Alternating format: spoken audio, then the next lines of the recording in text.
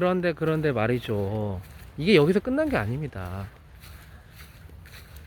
이게 효정이 죽고, 효정이 이제 왕이니까 이제 부인이 여러 명 있었겠죠. 그 중에 또 다른 부인이 또 죽습니다. 그러니까 그의 아들인 현종이 또 몇 년 복을 입어야 되는지 또 싸웁니다. 그게 2차 예상 논쟁이고, 그러니까 자이 대비가 몇 년 입어야 되는지. 그래서 자이 대비가 1년 입어야 돼. 남인 3년, 1년 입어야 돼. 서인 3년 입어야 된다. 남인 싸우고 이번엔 남인이 이깁니다. 그렇게 그 상태로 이게 현종 다음에 숙종으로 이어집니다. 숙종 1600년대 후반이죠. 숙종이 그런 얘기를 하죠. 무슨 일이냐, 남인이 이제 정권을 잡고 또 건방진 거야. 그러니까 남인을 처단하려는 목적으로 숙종이 경신환국이 일으킵니다. 경신년에 일어났던 환국이라는 뜻인데 국면을 바꿨다. 그러면서 서인이 집권하고, 그 다음에 또 서인이 너무 힘이 세지니까 기사환국이라는 걸 합니다. 기사년에 있었던 걸 또 국면을 전환했다. 이때 그 유명한 장희빈이 남인 세력의 등을 잇고 이제 전면으로 등장하죠. 이게 사실 그녀의 용모가 너무 빼어나다는 실력 기록 때문에 주목받았지만, 그녀는 그냥 남인의 일개 사람에 불과했습니다. 그렇게 기사환국으로 또 남이 집권했다가 얼마 안 있어서 갑술왕국이 또 합니다. 갑술왕국 때 다시 또 서인이 집권하죠.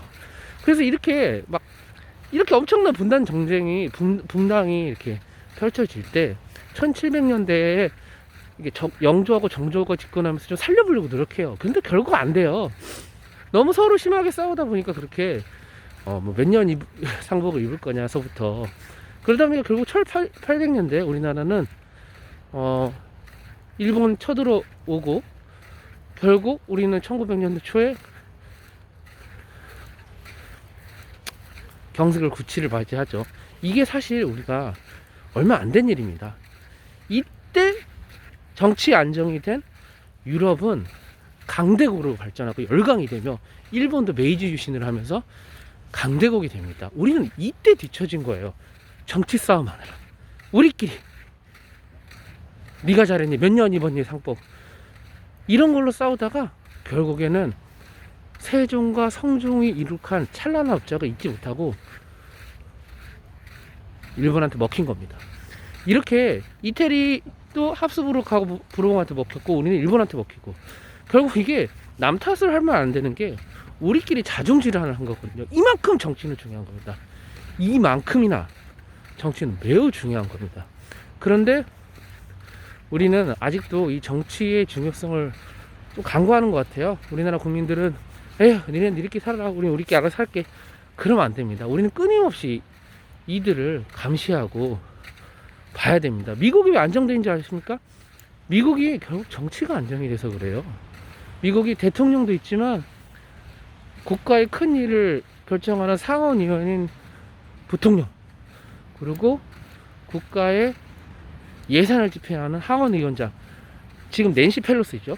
그러니까 낸시 펠로시가 갔을 때 국민들 왜 중국이 저렇게 광분하냐, 그 사람이 사실상 실질적인 3인자 아닙니다. 2인자이기 때문입니다. 부통령, 상원의원장이지만 사실상 미국 대통령의 보조를 맞추는 사람이고요. 낸시 펠로시가 저는 사실상 2인자라고 생각합니다.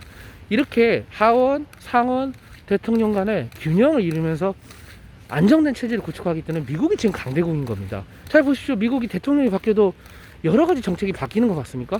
미국 대통령 혼자 바꿀 수가 없습니다. 완벽한 공화정중, 완벽한 민주정을 가진 나라, 그게 바로 미국입니다. 그렇기 때문에 미국이 지금 최전성기를 달리고 있는 거예요. 여러 가지 이유가 있지만 저는 정치의 힘이 가장 크다고 봐요. 근데 우리나라 보십시오. 지금 이태리도 보십시오. 이게 그 나라가 그렇게 사는 데는 다 그만한 이유가 있고, 저는 가장 큰 이유는 정치라고 생각합니다. 그래서 이 안타까운 마음을 더 이제 그만 전달하고 하며, 우리 좀 정신 좀 차렸으면 좋겠습니다. 일단 기분 전환용